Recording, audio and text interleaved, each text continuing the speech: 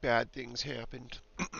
But the bad things were not us playing. It was everything resetting over and over and over again. So sorry about that. We're going back and let's give it a shot again. Just to catch you back up, we've got a 750 gold daily quest to get 30 white or black spells cast. The 30 white or black isn't that big of a deal. We don't even need to get the win.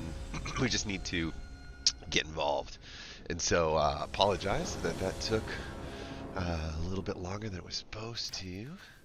But we're unfortunately only looking at slow lands and some minor interaction over here.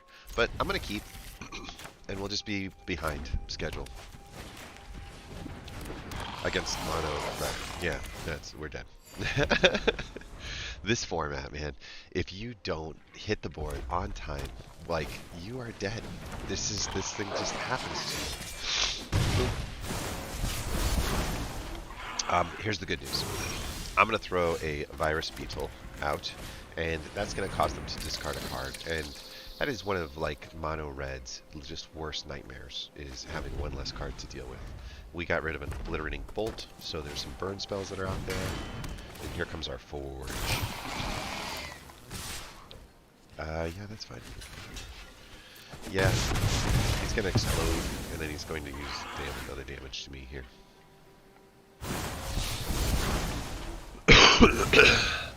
We don't have much of an answer here for the forge, and that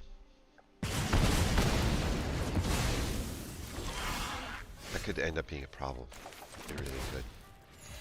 Toss the Skull Dweller out there, and this is for later when we can take out his Urbask Forge guys when we get much bigger. But we're not going to make it at one toxic at a time. We need to get on the board. I got an idea of how to speed all this up. No blocks. Okay, and that's about the last hit we can take with the forge, and that'll be okay. We get back some life. We toss up one of these. Hold up. We want to do this, this.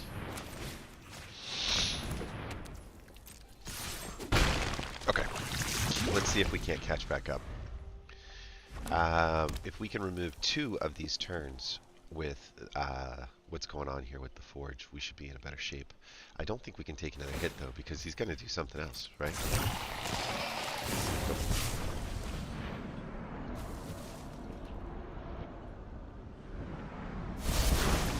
Yeah.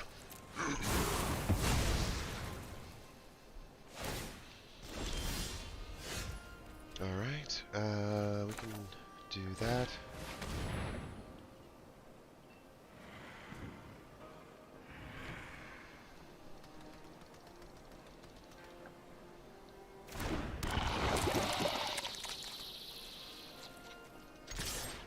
Okay, this should put him at 7. Our Whispers of the Dross will take him to 8, and we'll be threatening lethal on the turn after because of Toxic.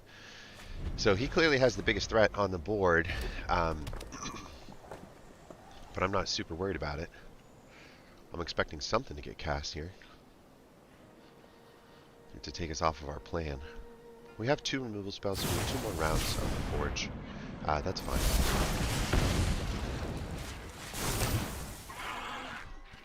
One more round of the... Well... Oh, this is excellent. We love that. So, we win. I mean, unless something topped us, we win. Right? That's 8. And that's game. Woo! Necrogen!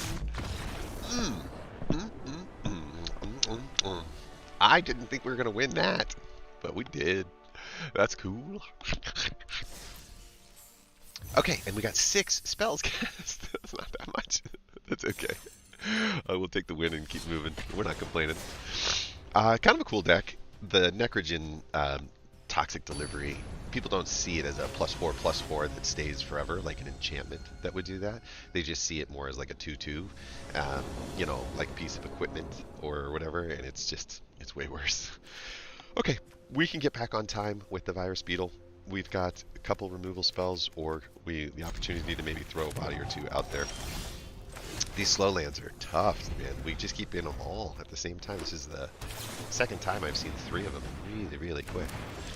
Okay, looks like we're in this blue like Dimir control deck, which means that they're going to try to Toxic us without creatures on the board. Unfortunately, that is a tough spot for us to be in, just because. Oh, I like this. I like this. I like this. We are sucking cards out of their hand fast. They are using removal spells on 1/1s, and they, you know, I mean, granted they're getting a toxic piece, but constantly losing the opportunity to cast what you're looking to cast can be so frustrating. I think that we go wide here, right? And we'll just start making it tough. If he tells us to sacrifice something, which is what one of the cards does, well, that's fine.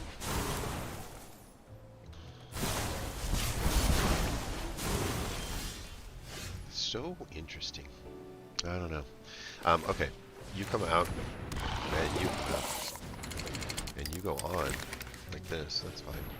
And we'll just attack. We'll start delivering some toxic. We're in trouble on the toxic front, but it just takes one of those communions, right? If we can get a communion going, we'll be good. Proliferate doesn't happen, unfortunately. So like I said, Dimir control. It just doesn't put creatures on the deck. It just puts toxic in your face.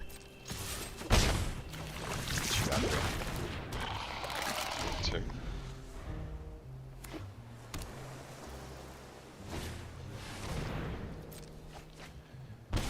The poison counters, man. The poison counters.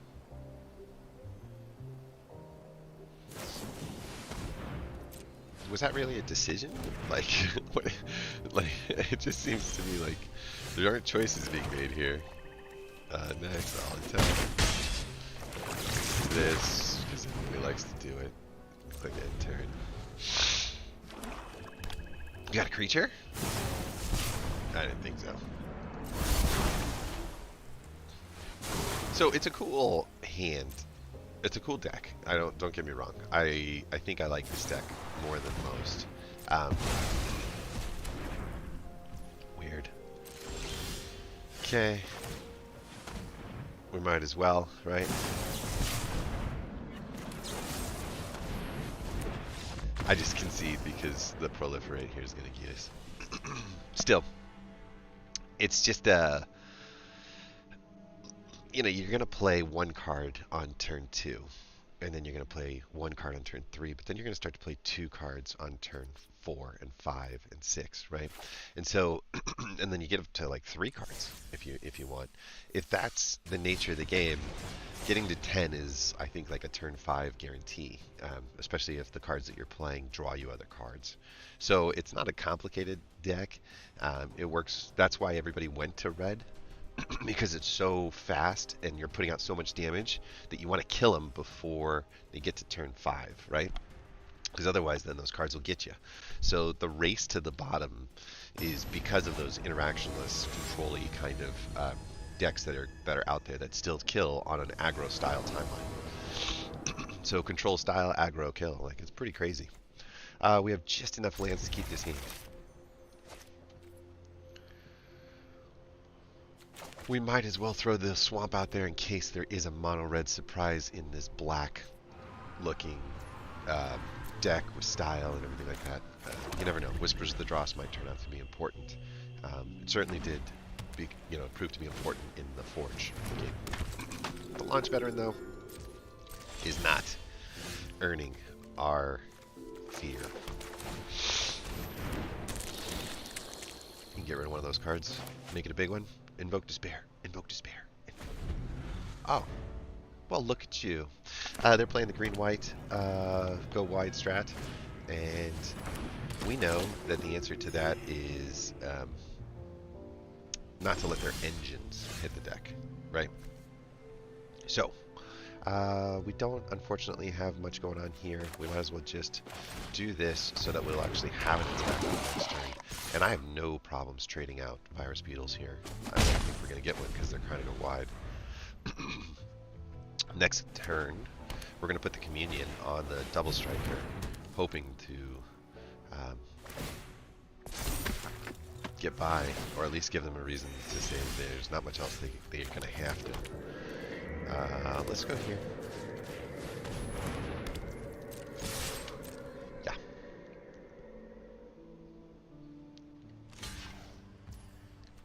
Oh, how very interesting. That's 6 toxic.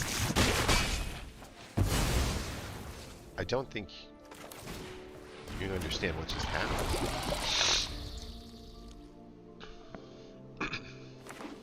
Threatening lethal.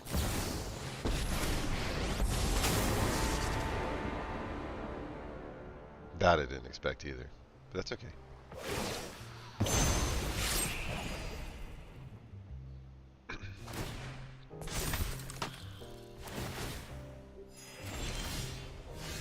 Alright, we got a lot of stuff going on here.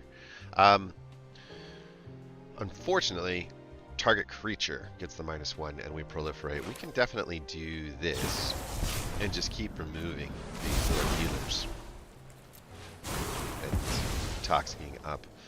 The other thing that we can do is this in order to put a body out there. And I think that we're attacking this just to keep the creature count down, just to keep them having to sacrifice their way through this. Our goal here is not to deal with Liliana as much as it is, or not Liliana, the Wandering Emperor. Perfect. That's what I was hoping for, was to get rid of an engine.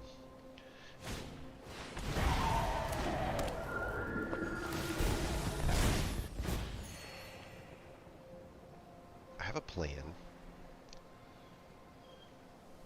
It doesn't include Blightbelly Ret dying right now, though, unfortunately. So we're going to say no on the block. Yeah. Yeah, we get it. I knew that was coming.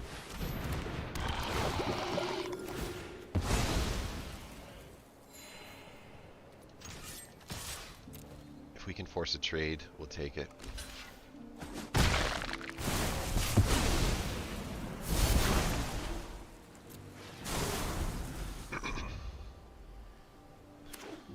Would love one more land.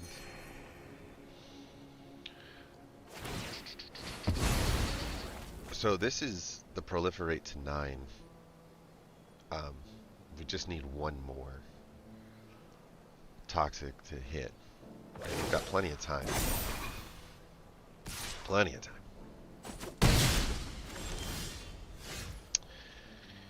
Okay. We remove the flyer. And we attack. Now we just say we don't need a trick to come our way. I think we just go wide. Oh man, we just went wide. Huh.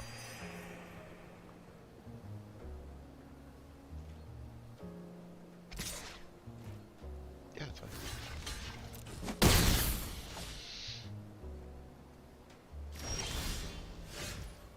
I think that might have been enough.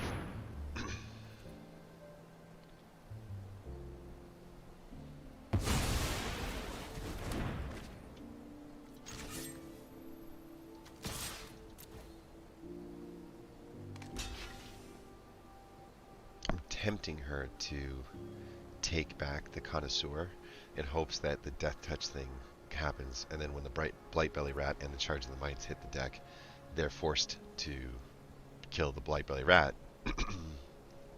We win. So the name of the game here is get the rat on the ground and attack.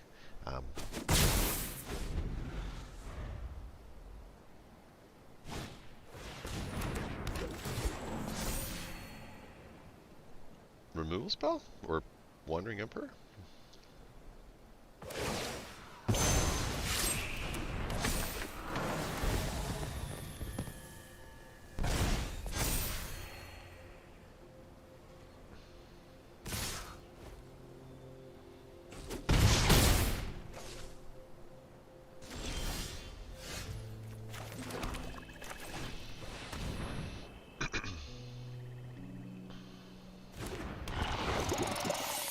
think I'm gonna die. It kind of depends on how they do this. If the attack, if they do the first strike with the +1 with the Wandering Emperor, we win, because the Blightbelly Rat will die before the main attacks of everybody else.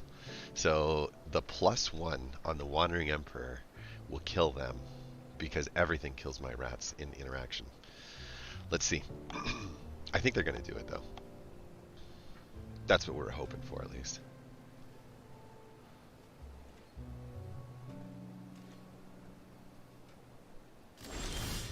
Oh. Well. I think that's another game, then.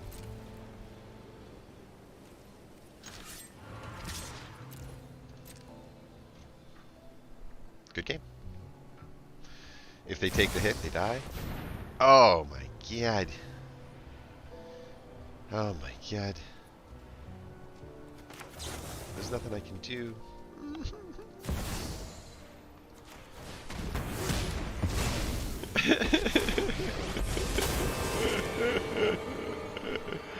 Oh, well.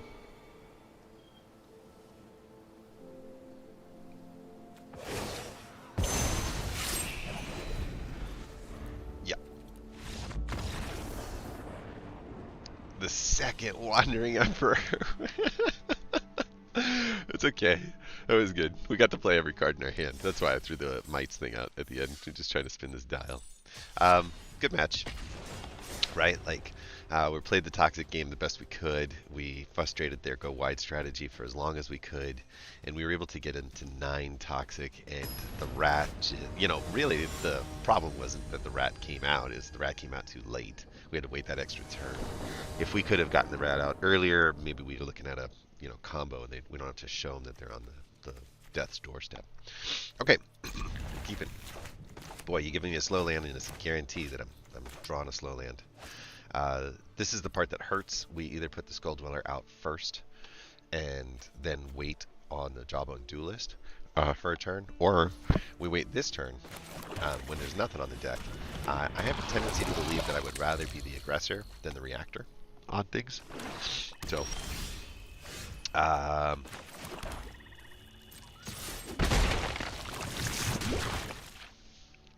nope. Just kidding. I knew there was something that went my way. I forgot what it was.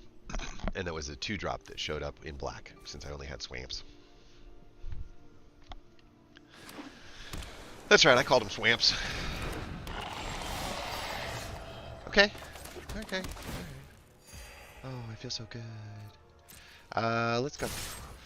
If they choose to block the Scheming Aspirant, I Whispers of the Dross him.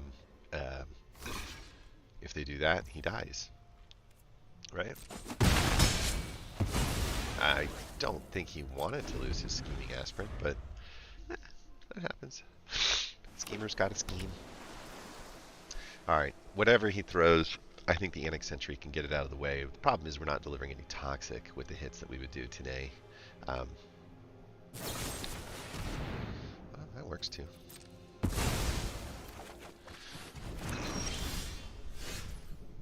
Without that to worry about. Come down. Go next. And turn. Let's see. We've got a removal spell, but not really. Oh, definitely, and it definitely. So we've got a few removal options. 1, 2, 3, 4. So we should be in a decent position to survive.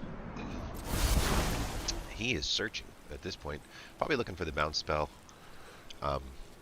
It does look like a form of Dimir control again, but with the Scheming Aspirant added to it in order to get the, every time you proliferate, the 2/2, healing kind of piece. I would expect the snare at this point if he's got it, or the removal spell's fine too.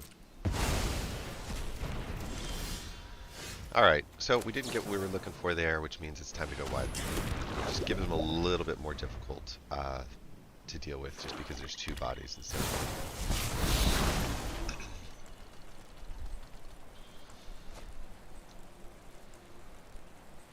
It was weird, his cards like booped. Boop, boop, boop.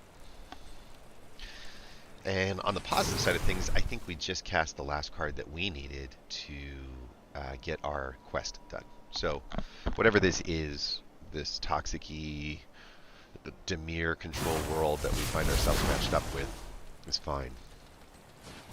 Yeah. Yeah, we know how these cards work. We've seen it before.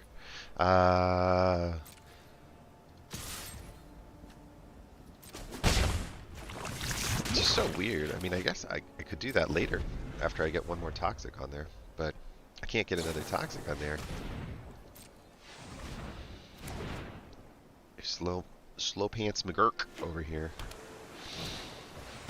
Yeah, finally. Go away. Nobody likes you. I don't want to give him a chance to proliferate with the next card. Wow.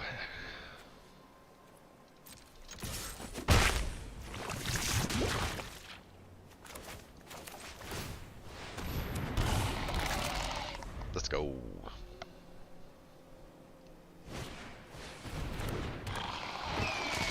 We actually have a Whispers of the Dross target. Unbelievable. And we got our 4th land. Another unbelievable.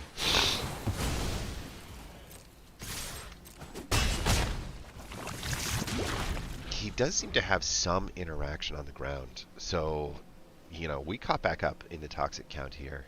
And we've got 1, 2, and then a 3rd toxic creature threatening. So we're not behind at this moment. In fact, we're in the lead. We've got more cards. We've got more board presence. We've got more health. There's nothing I can do about that. That's fine. And he's spent. We are not. We did that just to get a toxic creature on the deck. The Fleshless Gladiator. Oh, I feel bad. I don't feel bad. He tried to kill us. He tried to hurt us. We're not going to win. So, in theory, we're 1 toxic away, because even though it's at 6, this is 7, this is 8, and this is 9 if it dies, right? So, just a lot of things that can happen in our direction here. You want to do something fun? Yeah, that's fine. That's fine. That's fine. Bye-bye. Why even give him a chance? Right? Why even give him a chance? Just whisper our own people away. Psst, psst, psst, psst. I have a secret. I heard a rumor. Yay! Yay!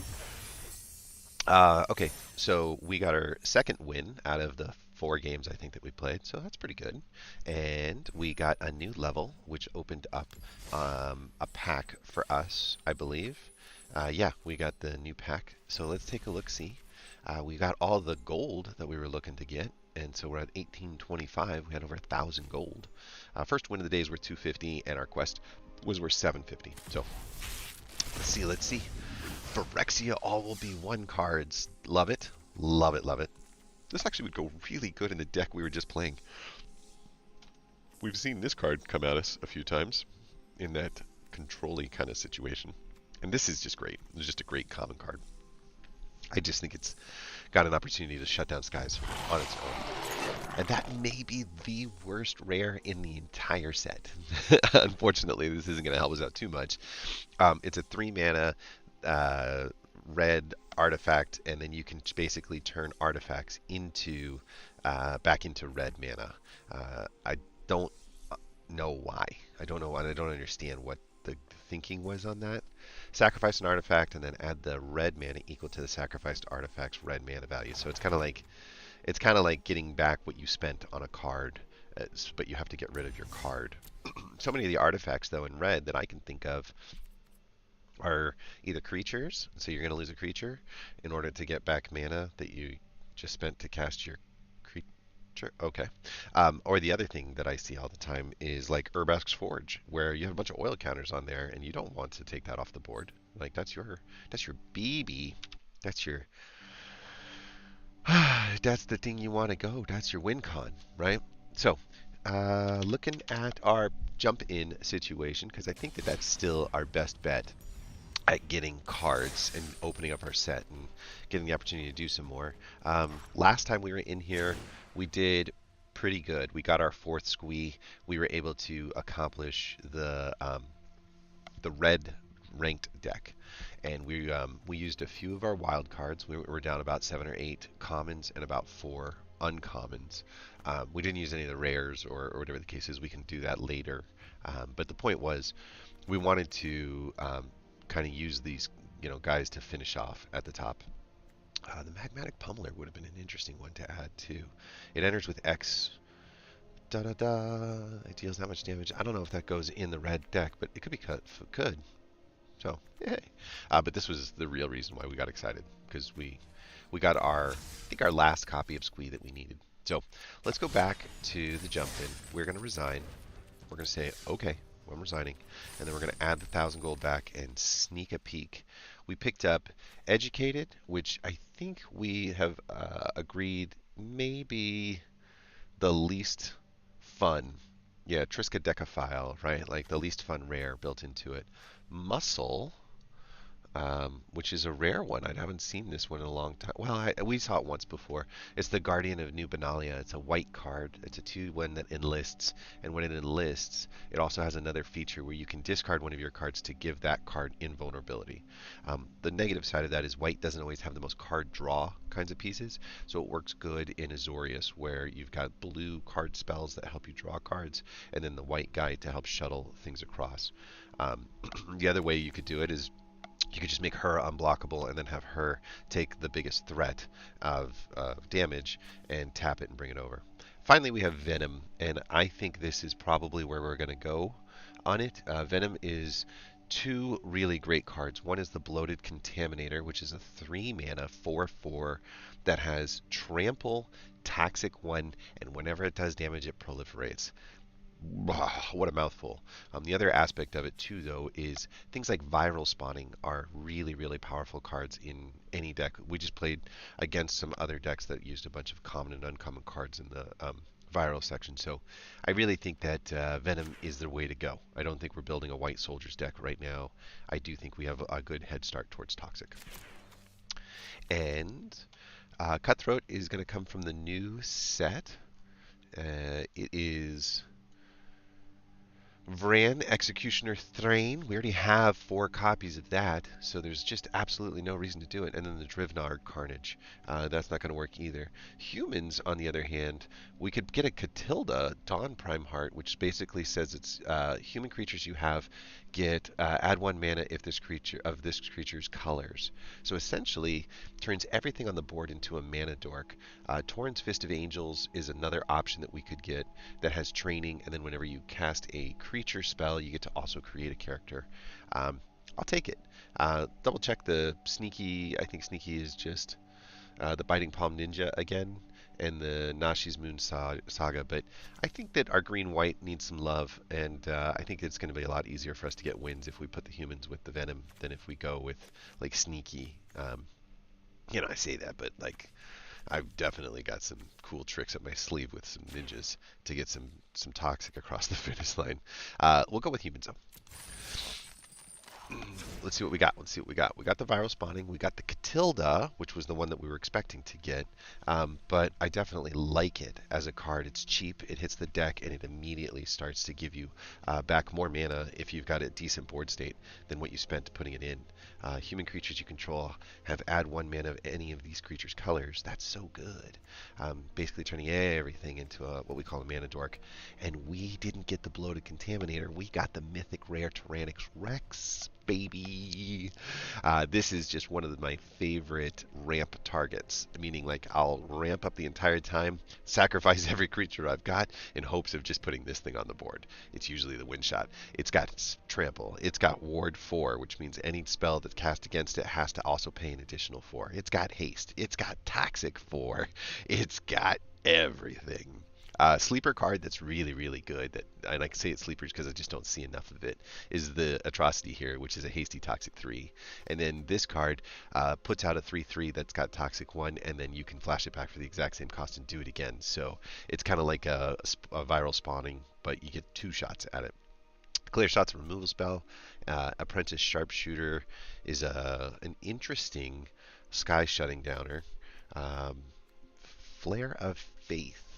Target creature gets +2 until the end of the turn, and if it's a human, it gets 3/3 and gains indestructible. Okay, that's cool. We could use you. We could use you. There's not a ton of humans in this deck. I thought there was going to be a lot of humans. There's one. These guys, when they attack and one other creature you control both gain your choice of first strike and lifelink. That could be kind of cool. And then this is definitely a beastie body that's out there, but we're going in. Let's just see if we can sneak a win out. I don't know. This deck does not want to play well with itself, and that's okay.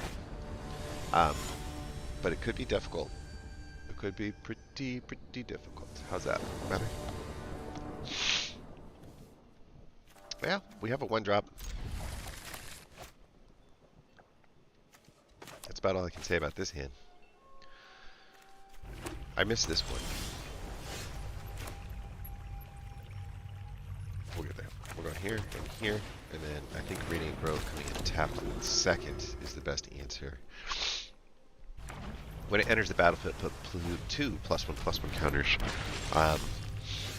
You know, the current set right now, I think I'll just sit back. Every time he gets tapped, a target creature gets +1, and then you gain a life. So we could stop 1 damage, or we could just keep this guy so he could consistently refill it by getting tapped. I think we just leave him as a refill. I don't even think we block the Geist here.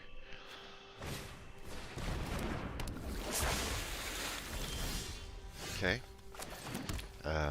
Spawning sounds good to me. And we'll go like this.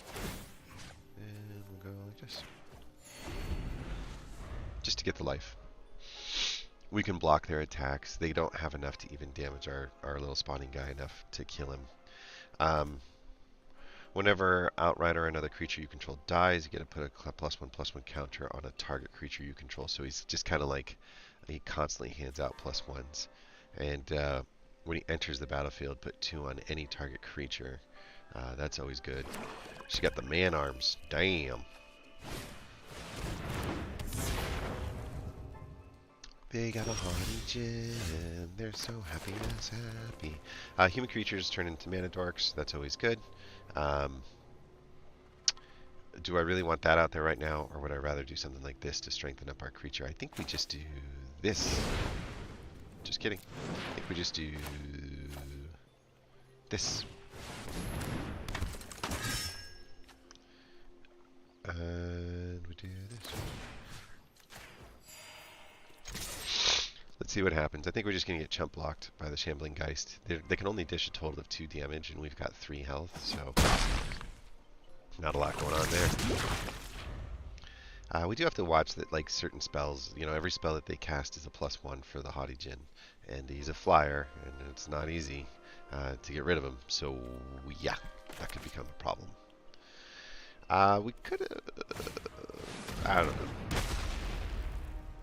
Yeah. Could we flood some more, please? I'm looking to flood.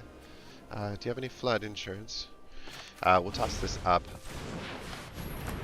And this is our boy, right? So we click next. We click attack.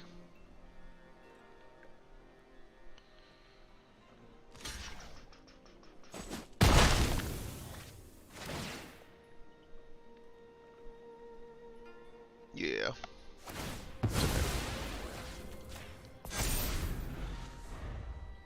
It's kind of like moving the 1/1 over onto the spawning. It's like a enlist almost.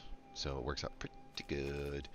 Catilda, for everything that you do, unfortunately, you're going to become a mana sink. That's essentially going to be something that we do with 6 mana each time. We're going to have our 6th mana hit the deck here, and we're just going to keep pumping. Pumping.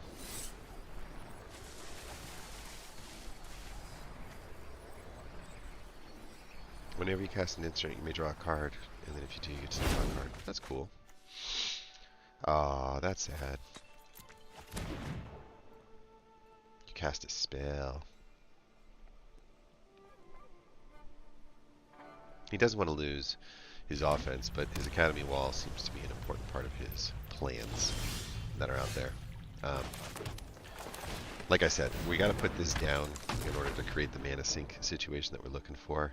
Nobody can get damaged enough that it matters.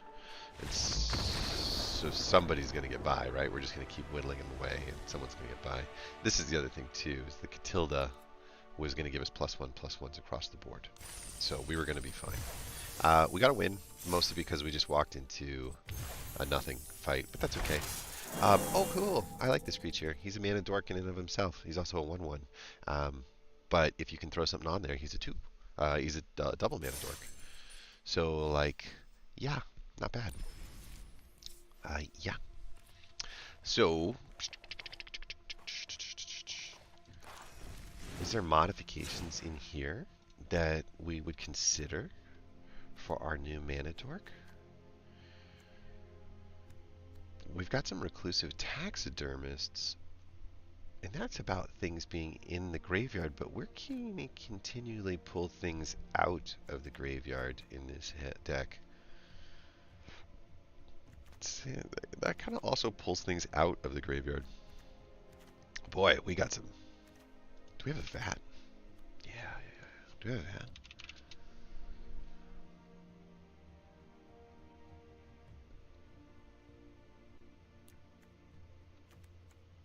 We do have vats. Do we want to do that instead?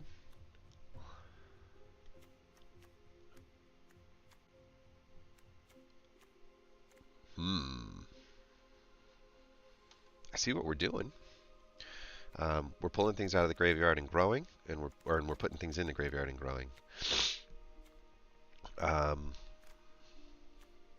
This grows when we get enough things into the graveyard. But my fear is that we're pulling things out too, and we're going to end up doing a bunch of nothing.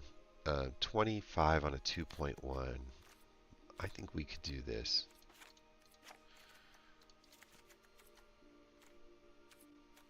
I don't think we flood at 2.1 and 20. Not as often. That was just a distraction, though. I'm sorry. I got a little lost there. What happened? Strength in numbers. We got another Catilda, right? And there is no Catilda in here, but Catilda is in our colors. So let's just take a look at the rare or mythic rare red-green cards that we own. And what we'll find is the whites, the non-colors. We have 2 Marches of Otherworldly Light. Ooh, it's kind of a neat removal spell. The Pipers are so good. These are great too. We do have a Glissa. Why isn't the Glissa in the black and greens deck? It's like you gotta put it in there. You can't wait. Here's the Catilda that we just picked up. Here's a Living Cure that we should consider. And then whenever it deals combat damage to a player, draw a card if you had 2 or more creatures enter the battlefield this turn. That kind of works just really hand in hand with this guy. So let's take a look at what we've done. What have you done? Charge of the Mites is just not really the card we're looking for here. Theoretically, we could add 2 bodies to it, but overall, I just don't see it kind of go in the direction we want. Oh, we did have a second ossification. And do we have a 4th hold for ransom? There we go. So we've just brought back the removal spells that we took out with the Charge of the Mites. I might want to reconsider that and drop these, but maybe not. As an instant spell, being able to protect something in the engine category here is pretty important. Having 4 copies of the Connoisseur is never a bad thing. This guy is there. Join the dances are good. Catilda, we had 1 copy. Why do we have Malira? Because we don't want to get poisoned, right? If we get poisoned out, we are dead in the water. We're 2.6, and a lot of that is here. This spell costs 1 last for each citizen that you control. This is a citizen. Does anybody make citizens?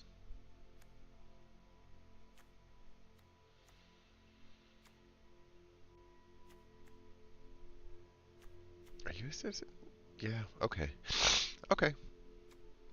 Creatures you control get 2/2 until the end of the turn. Citizens you control get an extra 1. So for whatever reason, the citizen thing at the top of the line doesn't seem to have the right kind of payoff. We'd be paying 6 for a flying 3/3, or I could pay 3 for a 3/3 down, or 2 for a 3/3 down here. Flying just isn't worth that much, and if that's it, I don't see any reason to hold on to that card. Conversely, Take to the Streets is just a board pump spell, and it's very expensive, in my opinion. Other citizens you control has this, and whenever it attacks, you create an extra 1. It's a great card. I like things that make lots of extra tokens, and I like things that make lots of extra tokens. So these are all token generators, and this one is a card generator in hand. And all of this is kind of like a board pump state kind of piece. I think we'll come down on the ransoms, and we'll come down on the connoisseur just like we had it before. And now all we've done is lower our curve a little bit. So I do think that we've got a little bit more synchronous. We're doing a little better. Let's see if we can get wins with it. Should we go to the ladder? Let's try it. We're not risking much. We're going up the ranked ladder. Silver with a beginner deck that's been modified by about 2 or 3 different cards that we pulled out of Jumpin' Packets. That's Malira, that's Catilda. So that's the name of the game here, is to see if we made ours a little bit better than what they did, and if we can make the right plays along the way. We have an engine at 2, only green mana, unfortunately, and nothing else to cast. I can't keep. We got both color mana here, which is good. Wedding Announcements is great, so we're going to keep 6, and we're just going to have to lose our removal spell. We'll toss you out since you're slow, and we're not casting anything until turn 2 anyway. Which would you rather have? A 2/3 blocker? Or a Pegasus? Go with the Pegasus. Mostly because if I lose the Pegasus, I don't feel too bad about it. That's cool. So whenever you cast a creature spell, you get to create a human soldier with training. I think the faster this thing hits the deck, the better. But that's also true for the Wedding Announcement. And the Wedding Announcement is going to make life real tough. There we go. Now we got 2 people attacking. So the Wedding Announcement boosts the board when we get to a 3 on here, and if you attack with 2 or more creatures, you get an extra card draw. It is really hard to overstate the value of the card draw. The Wedding Announcements are like hit like secretly like one of the best engine cards in the game. Here's a body, here's a card, here's a body, here's a card. Like just woof, never stops. And we'll attack, and we'll get our card. We get a card from that. We get a card from that. Whenever Pegasus does draw a card, if you had 2 or more creatures enter the battlefield this turn. Oh, this guy entered the turn before. That's my bad. I could have done that better. We're still mana locked from being able to do double cast, which is kind of a bummer. This is a cool little trick, but I really feel like the greeters with the Wedding Announcements is the best way to go. Prism is just a mana cleaner. You put 2 mana in to get 1 mana out of the color that you're looking for. So we've got red, black, and blue.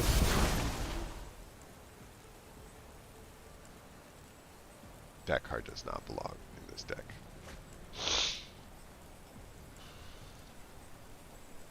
What are you going to proliferate?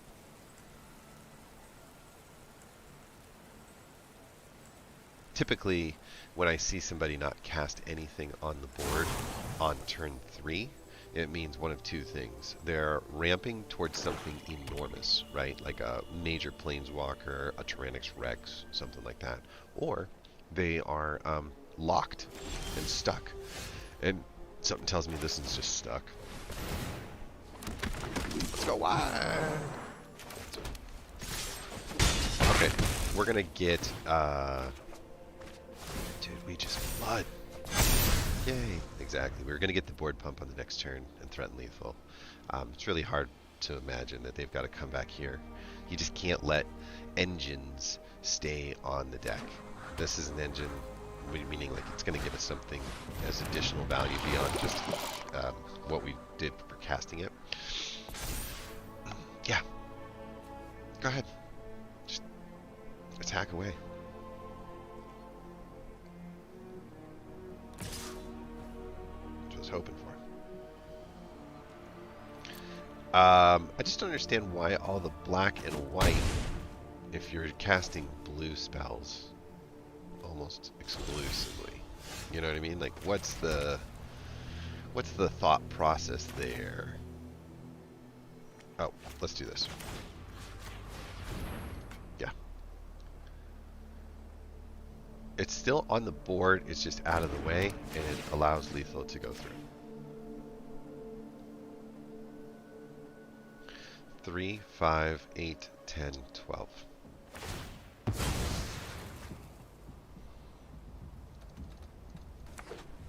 Well, that changes everything.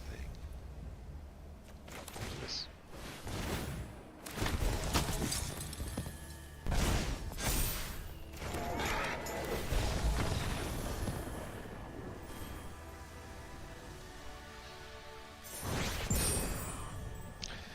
I don't know if that's a look at the strength of this deck proof.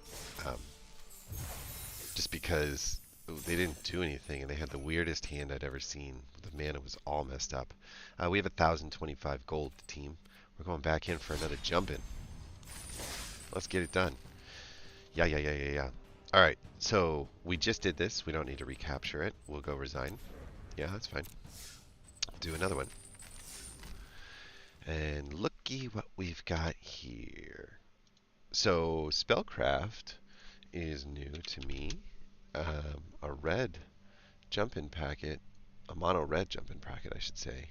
It's not something that I recall. And what could we get? The Smoldering Egg? Ooh. Or the Maniform Hellkite? Ooh. I don't know. It's like a blue-red spells half, where you're just getting the Thermo Alchemist. I think that this card does a lot of good things. Essentially, he's a defender, and then you can tap to toss the damage up, but then you cast a spell and he untaps. So you can just kind of keep pinging that damage across without leaving yourself open on the backtrack. So he's kind of a good card, but he's not the card you're going after, and the card you're going after in the rare side is not a good card. So yeah, I'm going to say no. This is another fun one, but the Monsters Manual, it's a artifact. It only costs 4 mana, and it says for 2 mana after you've put it out there, you can put a creature card from your hand onto the battlefield. So you can really start just dishing out those large creatures like a Tyrannix Rex. Good part of the green ramp spell. For sure. The other piece you can do is you can say mill 5 cards and then return a creature card milled this way into your hand for 3 mana. So 3 mana gets you the creature you're looking for, or at least to get you a shot at the creature you're looking for. 4 mana puts that thing back in the deck, and 2 mana gets you whatever you want. Definitely a ramp into situation, but those things can happen across multiple turns. That are there, so it's not as expensive as it sounds, but it's a long time to do nothing on the deck.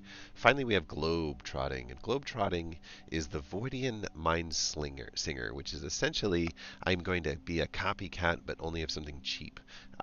You can put kickers on it, which will give it extra +2s, but when it enters the battlefield, you gain control of a target creature with power less than what the Voidian Mind Singer's got for as long as you control him, and he comes in as a 2/2. So you're stealing something, but what you're stealing, we don't know. Not a fan. This got the domain feature in it, and the emblem card here, or whatever they call it, the keystone card, a key card. I don't know, whatever. Multicolored card. It's not anything that I ever like to play. So this is a card that I've recently figured out with the Innistrad stuff is pretty good, and this is a card that probably fits in more of the rampy decks that we're trying to build. I think we take this, especially because we got the Tyrannix Rex. If we didn't have the Rex to ramp into as a target, I'm not sure we would say we could build a world beater, but we can build a world beater right now. So I think we do it. We're just going to get that. And Spellcraft is just on the docket. I forgot we had one more choice. Let's go back to here. Let's go back to here. So we don't have to look up spellcraft, but we could look up tough. And what tough is, oh, tough is the one that we just got, and I think this is a good one for us. It's the one with Rustine, the Graveyard Matters assistant. Basically, when he enters the battlefield, you get to mill a card, and then depending on what kind of card, there's an effect. If a creature card's milled this way, you get an insect, 1/1 insect, but it's a body that blocks. If a non-creature card is milled this way, you get to create a blood token, which is essentially like an artifact that you can turn into a card for a couple extra mana, or at least a card clean. Like sometimes you have to discard a card. So I take it. The last thing that we could get is something called Sereth the Viper's Fang, and it just means other tapped creatures you control have Death Touch, other untapped creatures you control have Hexproof. So you're death touchy after you tap. The reason why that's good is you might be able to use a fight spell, right? And take something that would not necessarily take out a huge punch-up threat and make that little 1/1 insect creature into a toxic creature, or into a death touchy creature, and then you just have them fight their Tyrannix Rex or whatever the case is. So I kind of dig it. Vitality we looked at before. That's the one that has like the suns, white suns, whatever. So I think we just take the tough, right? What was this one again though? Yeah, tough. Yeah, we take tough. If we get the mythic, we get the mythic. If we get the Rustine, we've got a deck already built, ready to catch it. Let's see what we got. Oh, the Rustine. Here he is. Here he is. Dude, he looks so cool. I just think Beetlejuice when I see him for some reason. Sacrifice this and add 1 mana of any color. That's the token artifact treasure. It's not a blood. The blood token looks like this, and that means you get 1 mana, but you discard a card, and you get a chance to draw a card. So, pretty cool stuff. I think that the Lumberknot is also a very, very good card in a deck like this. The Owlbear we looked at. Did we get a Monsters Manual? We did. We did get the Monsters Manual, and this is the thing that I thought would help us ramp up quite a bit. So we're going to take that for sure. And then we've got a Hill Giant, who looks weird, but you get life back when you cast him, which is cool. Enters the battlefield, you gain life equal to the greatest toughness among other creatures you control. Yeah, well, probably a 4 mana healer. Wow. So for 4 mana we specialize, and if we specialize, we can gain. It's going to be this one. Menace.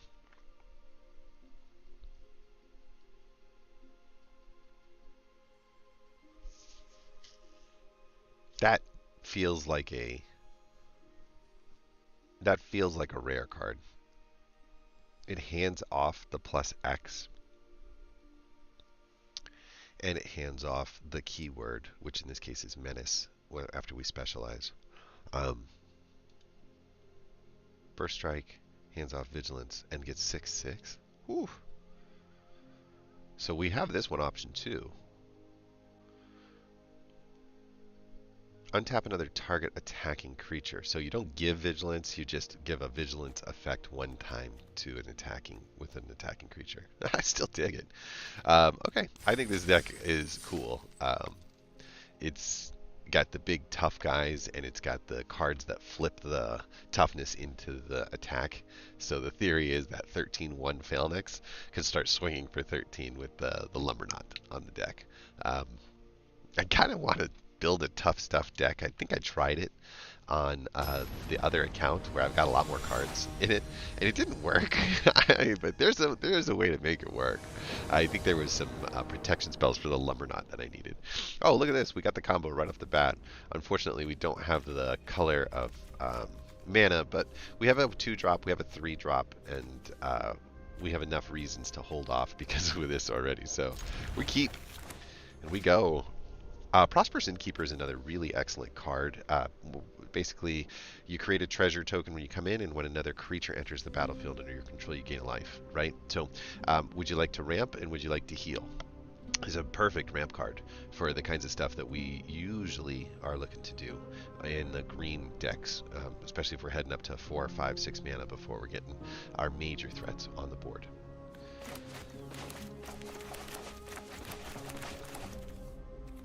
Lumberknot's expensive, but flipping this is worth it.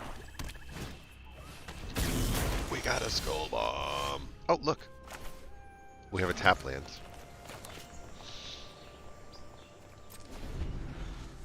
What did they expect us to do there? That was weird. Are we on full control?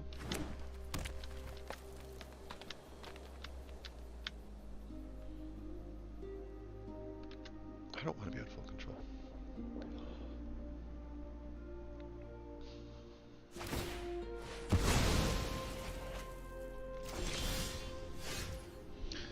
Well, we're going to need to draw a black land soon. I say that, but we just picked up the treasure token, so we're actually okay to cast our 4-mana creature here. The question is why, right? Like, what good is casting a 4-mana creature unless you're going to do something with it?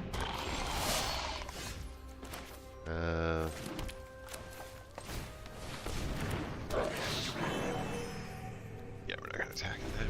At the beginning of your end step, if creatures you control have a total power of 8 or greater, you get to grab a card. Another good card advantage ramp. It gains Death Touch until the end of the turn. Oof, that's going to be difficult to deal with. We're going to be taking some damage from her. Choose your weapon. Double a target creature's power and toughness until the end of the turn.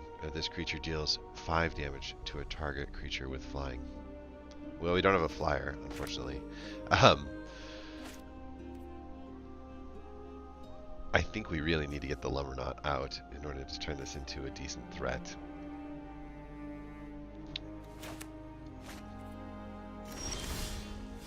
Hold up.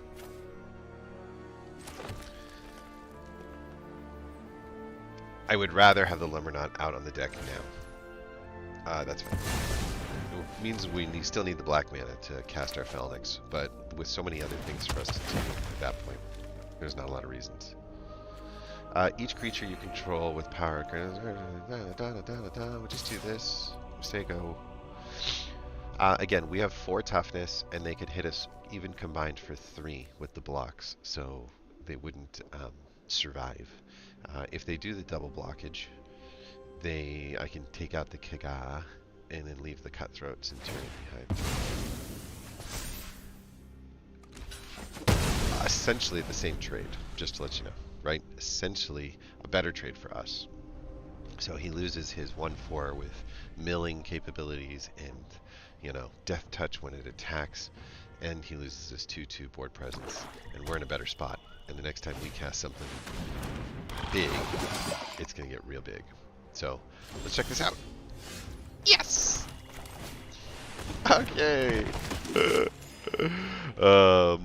I don't want to lose the Lumberknot, so we're just going to say no on the attack. Double the target creature's toughness or power. You want to swing for 26? Yeah. We're not worried about that. That is starting to get annoying. There is a lot going on here. That's fine. Yeah, I'm not even going to block that. Not going to happen. Not going to happen. Everything's tapped, unfortunately, so let's get the dual colors just in case. And then it's an instant spell, right? So if we all attacked in right now, we'd be swinging with a 4/4, and then we could double our guy and save him. That would force him to take 13 damage, and I just dig it. I think that's the right answer.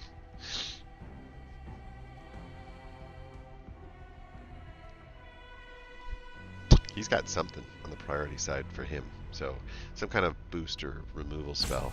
I doubt it's going to be +4/+4, which is if he double, like he can lose the Blightbelly Rat and go to the Centurion just like he did last time.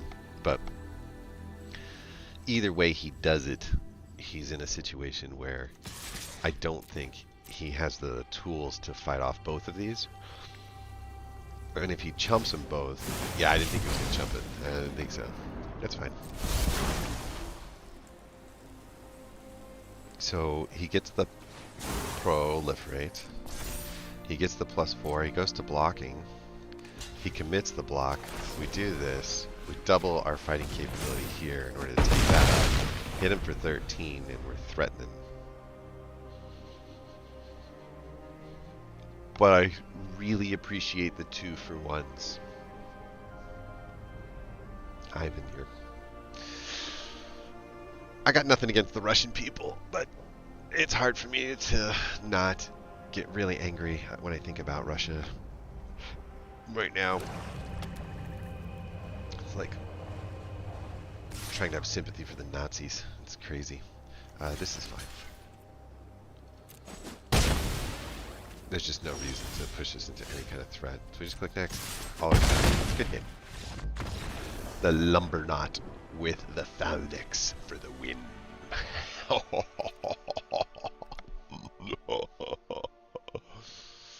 Sweet. That's actually a good card too. It's like a dress, essentially. You just get a chance to look at their card, hand, see what they're up to, and then you choose an artifact or a creature card from it. So it's not like the best card, but it's not the worst. A Scuttling Butler. I always think this thing is, I just call it the Scuttlebutt.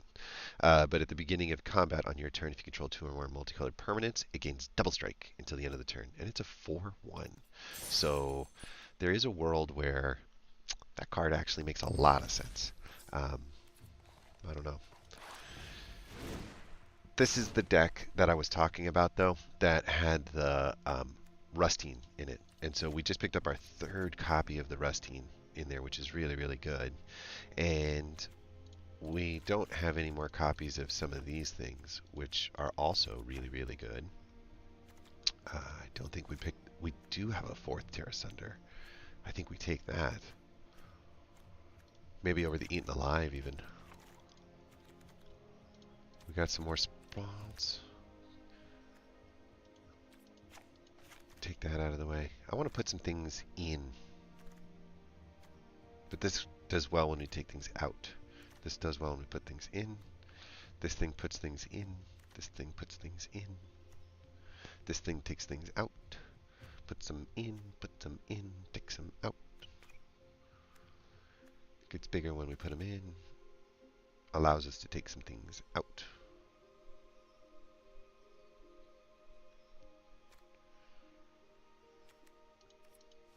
Ooh, that's a good card for this.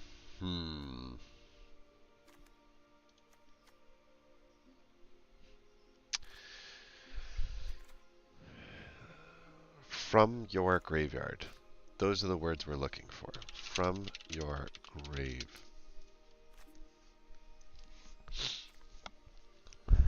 It's a cool reanimator spell, but it's really expensive, and there's nothing that we were taking out of there.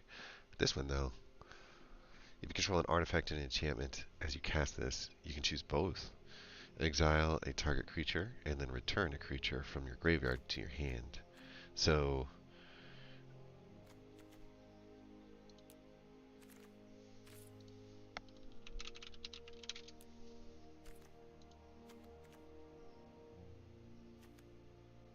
we don't.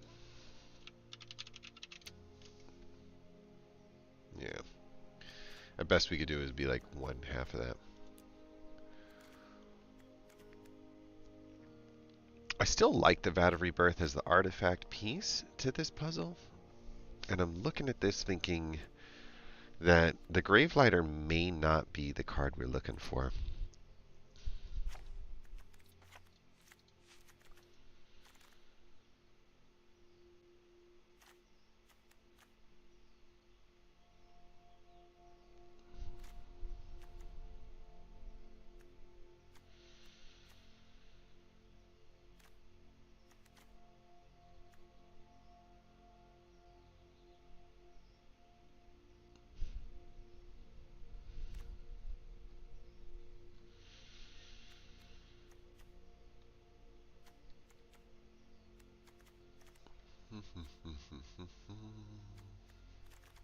What do we want to say? From your grave. This is the stuff that takes things out of the graveyard.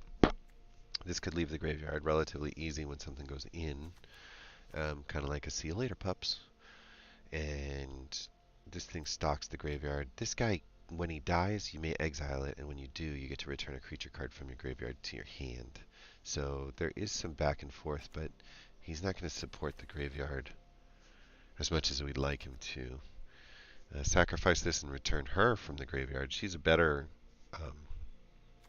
deal, but we don't have any blood tokens going our way, so that's not going to work. And then this one returns 2 creature cards from your graveyard to your hand. This is really good. This is the power that we were looking for in this deck. I think the Gloom Shrieker is an important piece of this puzzle, but I don't know about the Necrosquito. Let's come down 1 Varan just because that's a legendary creature that's in there. 2.2 average 20. We don't really want to go lower than that. I think we're going to lose a Death Bonnet Sprout in order to get a Gix's Command. This just allows things to get bigger. It allows us to clean their side of the board, and it allows us to take creature cards out of the graveyard, making the Willowgeist bigger. So I think that the Gix's Command are another really, really good card that we got a chance to add. We only have time for like 1 more game. So we're just going to try out that, but we're not going to go into ranked to try that out. We can just go like this. So the idea here is on the early side of the equation, we've got some cards that get stuff into our graveyard relatively easy. And then the highest level card that we've got that continues to put things in the graveyard is the Rustine, the one that we just picked up. This guy right here. So you know, we're trying to put things in the beginning, and we're trying to take things out. We are going to need a black. I wish I could keep it, but there we go. I'd rather be down a card here. I'd rather be down a card than be mana locked.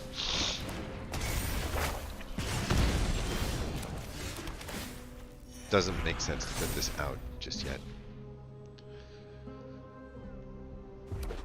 Here comes the Phoenix Chick. We do have some removal spells, so super annoying prowess creature, you know, is a fulcrum to their plan. We could do that as a Terra Sunder. Shivian Devastator at 2 isn't that scary. It looks like it's supposed to be super scary. What did I just pick? Hold on. What did I just pick? Exile, target artifact, or enchantment. Are you an enchantment? No. Yeah, I think we just... Sure. Let's just get rid of that thing now. That way we don't have to deal with it later. So we have a 2/2 flyer to deal with, which I'm okay with. I'm going to put an Undead Butler out on the next turn, and a Willowgeist on the...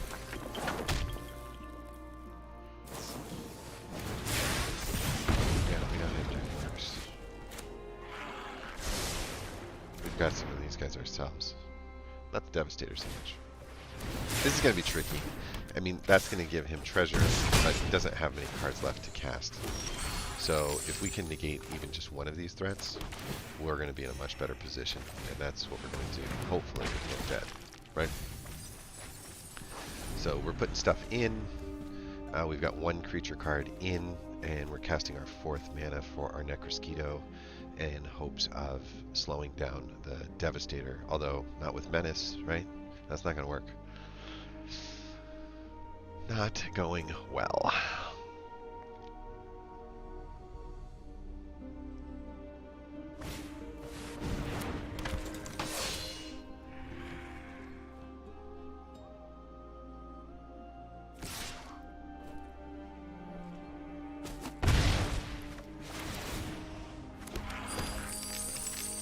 I'm expecting an Atraxa. This is mono red ramp. Okay. We're going to take the 2, even if we throw the Necrosquito out. But we can do this. And we can do this. And what that does is let us stop the professional facebreaker from really whittling down towards the second half of our stuff. We're not going to attack because we need the Tenacious Underdog and the Undead Butler to block. Um, we'll probably end up letting the Swift Spear go through. No way. Well, I think we just chump, right?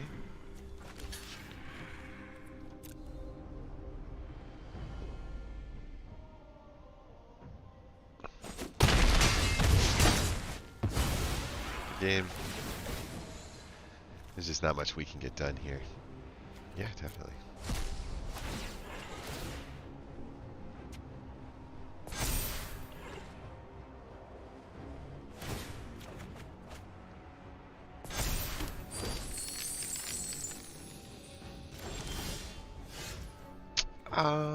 Interesting. There's 0 in there now.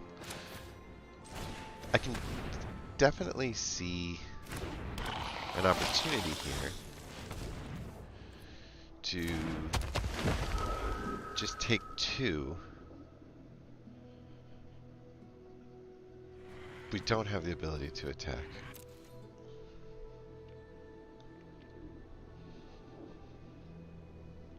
But if we don't heal, we're going to be in trouble.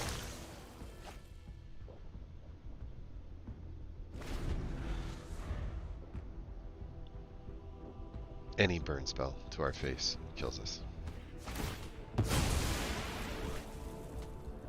That's it. Good game. He has a lightning strike, 3 damage. The Geist was pretty good with the Undead, and watching that all the way through, we've got time to try this one. No, we don't. We don't have time to try it one more time. Let's just go to the deck, and then we'll call it.